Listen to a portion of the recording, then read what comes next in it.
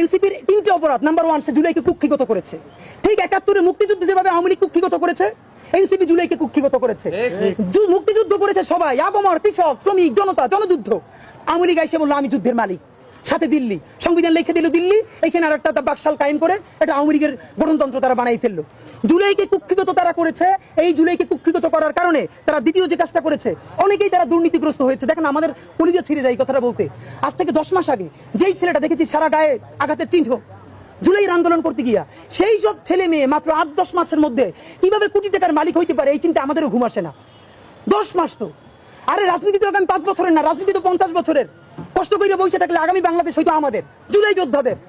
এখন তারা যে দুর্নীতি করলো, তারা তো এই সরকার পড়ে যাওয়ার সাথে সাথে কেউ যাবে দুবাই, যারা ফ্ল্যাট কিনছে, হাউজিং এর প্রজেক্ট করছে, ওখানে ব্যবসা কিনছে, কেউ যাবে বিদেশ, যারা মাস্টারমাইন্ড হইছে। এই লক্ষ লক্ষ জুলাই জনতা কোথায় যাবে? আমাদেরকে যে তোমরা এই জাহান্নামের মধ্যে ফেলাই দেবা, এর দায় কিন্তু ইতিহাসের কাছে দিতে হবে, আল্লাহর কাছে দিতে হবে। নাম্বার 2, আপনাদেরকে বলতে চাই, এই ঐক্য প্রথমত বিনষ্ট করেছে এনসিপি। এই যে জুলাইয়ের বৃহত্তর ঐক্য, কত মানে মনে করে ফেসবুক একটা আছে, আগেও বলছিলাম যে ফেসবুক অ্যাকাউন্ট সব ডক্টর ইউনূসের কাছে জমা থাকবে। মন চাইলে এই পোস্ট দেয়, আধা ঘন্টা পর ডিলিট দেয়, এরপর 3 ঘন্টা পর হিসাবে দুঃখ প্রকাশ করে। ভাই, এটা কি বাচ্চা কাচ্চাদের ওই হান্ডি বাতিল খেলা, যে ঠিক আছে খেলবো না, হারাই ফেরত দাও, একটু পরে এসে আবার ঠিক আছে খেলা শুরু করি? বাবা, তুমি যদি ইমোশনাল হও, তোমার যদি কবি সাহিত্যিক আর্টিস্টিক সেন্সটা বেশি থাকে, তুমি যদি অভিমানী বালক হও, তাহলে তুমি নাটক করবা, সিনেমা করবা, থিয়েটার করবা, আর্ট কালচার করবা। তোমার উপদেষ্টা হওয়ার মতো সিরিয়াস দায়িত্ব কে নিতে বলছে? আমরা যখন এটা সমালোচনা করলাম, তাদের ভাই বন্ধুরা আমাদেরকে কিয়ামত করে সমালোচনা করলো। তখন বললাম, ভাই, তিনি বিদেশ চলে যাবেন, যেই সব ছেলে মেয়েরা তোমরা দেশে আসো, তোমরা দেশে থাকবা, তোমাদেরকে মানুষ ভালোবাসে।